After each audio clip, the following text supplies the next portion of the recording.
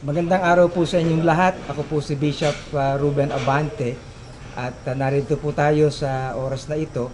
Kasama natin ang ilang magigiting at kilalang mga leaders po sa ating mga faith organizations. At babati po ang bawat isa sa ating lahat. Isunod na po natin ang National Director ng PCEC. Magandang hapon po sa inyong lahat. Bishop Noel Pantoja po ng Philippine Council of Evangelical Churches. Oo, talagang magiting na magiting si Justice Victorino po. Magandang hapon po sa inyong lahat. Kinakatuwan ko po ang Unida Ecumenical Church at bilang isang kaanib ng Executive Committee ng National Council of Churches in the Philippines, in my personal capacity as member of the EXICOM, bumabati po ako sa lahat sa hapong ito at sa ating sama-samang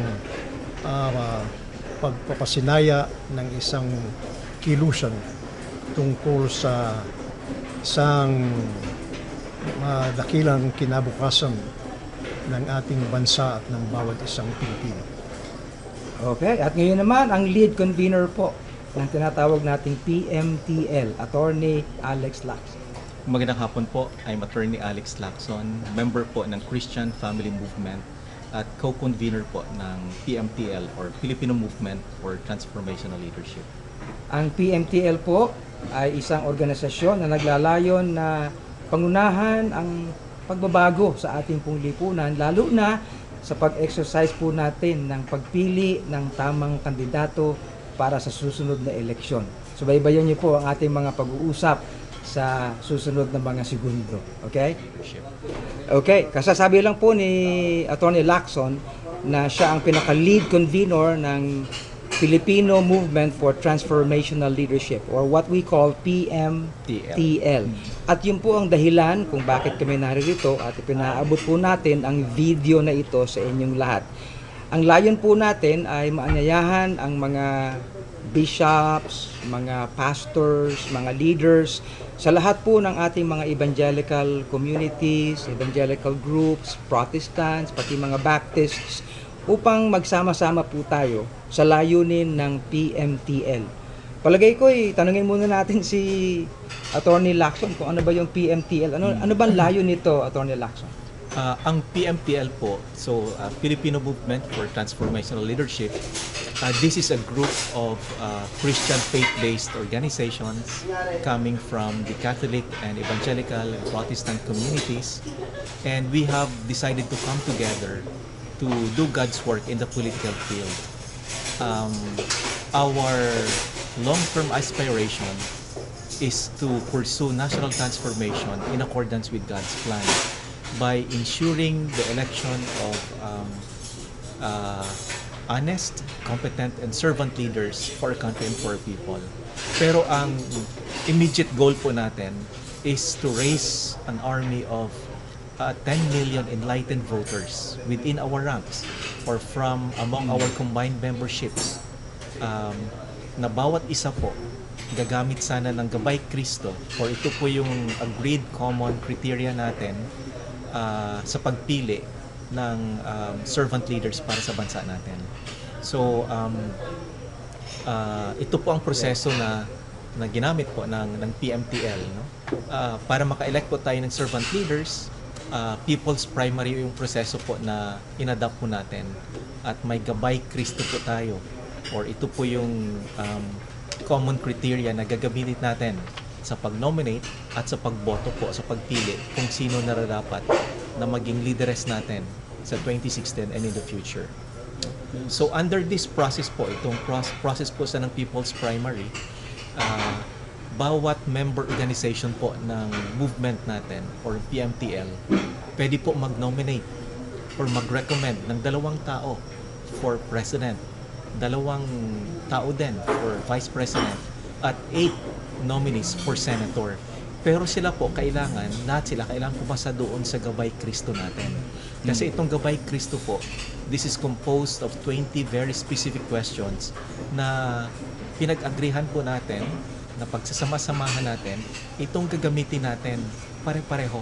Lahat po ng organizations na kasama o kasapi dito po sa PMTL, ito pong Gabay Kristo na to ang gagamitin natin para may isang guide lang po tayo para maka-elect tayo ng tunay na, tulad po nagsasabi ko kanina, honest, competent, and servant leaders for our country and for our people. This is historical, Yes, Bishop Ruben oo. and Attorney Alex, sapagkat sa mahabang kasaysayan ng ating bansa, ngayon ay nagkaisa ang mga Roman Catholics, ang Evangelicals, Yes. ang mga Baptist groups, Yes. at ang major religious institutions na mag-formulate ng gabay at ng criteria na kung saan ito ang magiging basihan. Imagine 10 million educated voters na ginagabayan ng criteria na ito, na kung saan ito ang magiging basihan natin ng pagpili ng mangunguna sa ating bansa sa pagkapangulo, sa pangalawang pangulo at mga senador. At ito ang pag-asa ng ating bansa na nakikita natin sa panahong ito at sa susunod na mga henerasyon ng ating mahal na bansang Pilipinas. Dagdag ko lang po siguro, Bishop, nung panahon ng, of course, no, nasa Biblia, maraming beses po na sinira or inattack ang Israel, and Israel had to raise an army to defend itself from its enemies. Ito naman po sa panahon natin, ang hiningi po natin at pinagdadasal natin na sana maka-raise tayo ng army of enlightened, educated voters that can elect good servant leaders for our people. Amen. So that we can build our country or our nation in accordance with God's plan. Okay, ang PMTL, Attorney Lacson, ay kinabibilangan ng mga members, no? At basically, ang members dito yung mga grupo. Like for example, sa mga groups ng mga Catholics, at sa atin din naman, Bishop Noel, yung groups ng mga Evangelicals and Protestants and Baptists, okay? And all others na maaaring sumama po sa atin. And then ang bawat grupo ay magre-recommend ng, sabi mo nga, 2 names for President and 2 names for Vice President and then 8 names For senator. for senator, no? And gagamitin po itong gabay na ito, and 20 points po ito, at hindi lang po yung nagtatanong ng pamabait or what, o marami pong tinatalakay dito ng mga societal issues, mga reform agenda na dapat din naman ay panghawakan ng ating mga kandidato. Okay? So hindi lang po sila mabait, meron silang kakayanan, meron silang takot sa Diyos, yung mga katangian na tinuturo sa atin ng banal na kasulatan. Yes. Oo. Amen. So, dalawang bahagi ang paggamit nito. Dalawang level. Una, yung level ng grupo mismo. For example, sa PCEC o kaya naman ay sa NCCP, ang mga grupo within these organizations ay magsasubmit ng kanilang recommendations. Kailan dapat i-submit yun, Attorney Lacson? Sa ngayon po, October 9 po ang deadline ng submission of nominees. So, bawat organization na kasama po sa PMTL or sa movement po natin, kailangan mag-submit ng list of nominees nila. Again, 2 for President, 2 for VP, 8 for Senators. On October 9, by 12 midnight, isubmit po doon sa chairman ng PMTL. Okay. So, sana po lahat ng nominees natin gamitin po itong gabay para talagang pasado sa Gabay Kristo. Yes. Yung lahat po ng nominees natin. Okay.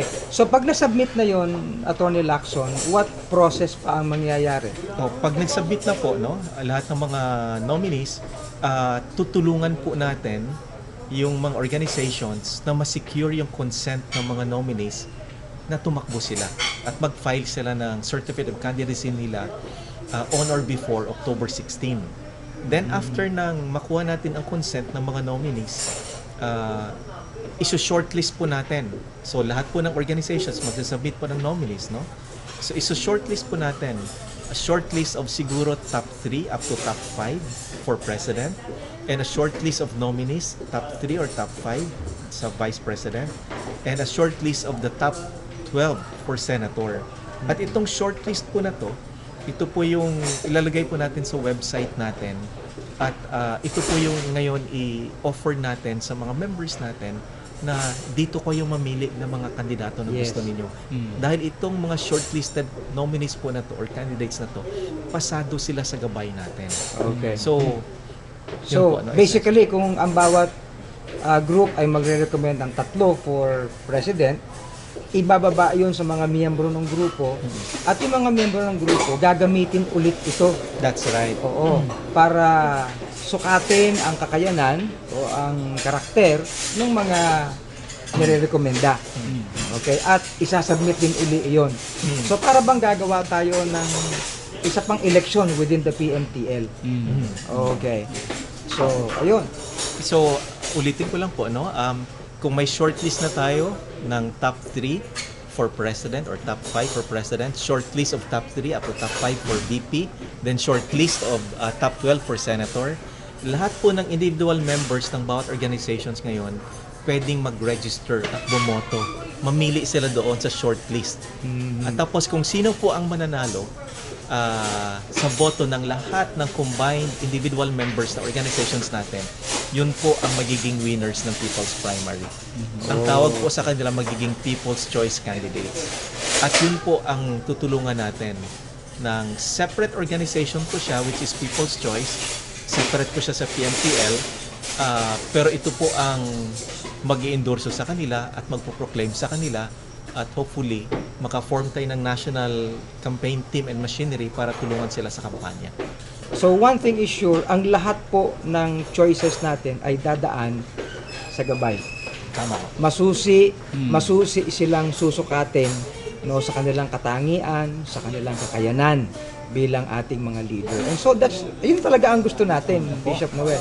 Kaya ito pong gabay ay darating sa mga leader ng iglesia, sa mga denominations, sa lahat ng mga evangelical churches dito sa Pilipinas, at sa Pati lahat mga ng Baptist OFW, groups, kasama natin. OFWs, kasama dito, at tayo ay pipili, magkakaroon ng pagkakataon Yes. na gabayan ng ating mga constituents na mamili ng mga tamang kandidato para Okay. sa susunod na eleksyon. Ang email at ang mga kinakailangan malaman yung information ay nasa baba lang ng video na ito, kaya magagabayan din tayo lahat. So, yung email address po natin, yung Yes. pmtl.secretariat@gmail.com, tapos yung website po natin ay www.gabaycristo.com. Okay. So, all these materials can be downloaded. Itong gabay natin ay nasa Ingles, nasa Tagalog, nasa Cebuano, nasa Ilonggo, nasa Waray, Yes. nasa Bicol, Bicolano, nasa Ilocano, nasa Kapampangan, at kung ano pa, para at least lahat tayo mga Pilipino ay magabayan tayo sa pagpili ng tamang kandidato. Okay? At dahil dyan, ay malulugod ang ating Panginoon sa atin. At Kaya may nga po, pag-asa sa lahat po ang ng ating napag-usapan na yan, ay narito po kaming lahat upang anyayahan po kayo. Encourage ang lahat ng ating mga bishops, mga kapastoran, mga leaders po ng iba't ibang mga organisasyon natin sa mga Ebangheliko, mga Protestant groups, mga Baptist groups, ano po. At si Bishop Noel ay mag-aanyaya po sa inyo lahat. Imagine na meron pong 10 milyon na mga Kristiyano sa ating mga simbahan na educated voters. Kung tayo po ay magkakaisa sa pamamagitan ng Gabay Kristo na pinagkaisahan ng mga Roman Catholics, ng NCCP at ng PCEC, ng mga evangelical churches at lahat ng mga Baptist churches dito sa Pilipinas, kasama rin ang Philippines for Jesus movement, ay ako po'y naniniwala gagamitin ng Panginoon ito para sa tuluyang pagbabago ng ating bansa. At tayo'y makakapili ng mga mamumuno sa ating bayan na mayroong karakter, may pagkatakot sa Diyos at tunay na maglilingkod sa interes ng bayang Pilipinas. Okay. Maraming salamat, Bishop Noel. At dagdag pong salita galing kay Justice Victorino. Well, I aptly remembered that it was a secular person, not a religious leader, who said, one of the 7 cardinal sins of society is politics without principle. Power or wealth without work. Worship without offering or suffering. Kaya bilang mga mananampalataya, aking pong tinatawagan ang bawat isang mayroong paninindigan na kung paano sinabi ni Emerson, this nation will be great not by the use of wealth and power or riches, but by men and women who, for truth and honor's sake, stand fast and suffer long. They dared while others shy. They build the nation's pillars deep and leap into the sky. Ito po ang layunin ng Filipino Movement for Transformational Leadership. And as a Christian, I fully support and endorse the movement. And I hope that all the Christians in the country, people who believe in good government and principled politics, will join this movement. Salamat po ng maraming marami. Napakaganda. Maraming salamat po, Justice. Well, Attorney Alex. We need to bring God in the center of our politics, in the center of our government, and in the center of our nation. Kailangan po natin mag-elect ng tunay na servant leaders para sa atin, para sa ating bansa. And mangyayari lang po yan if we can raise an army of millions of enlightened voters na may takot sa Panginoon, may pagmamahal sa ating bansa, at may pagmamahal sa ating sa bawat isa sa atin. We need to fight evil in all its forms and manifestations in our society. Let us repair and rebuild our country in accordance with God's plan. Pagtulong-tulungan po natin.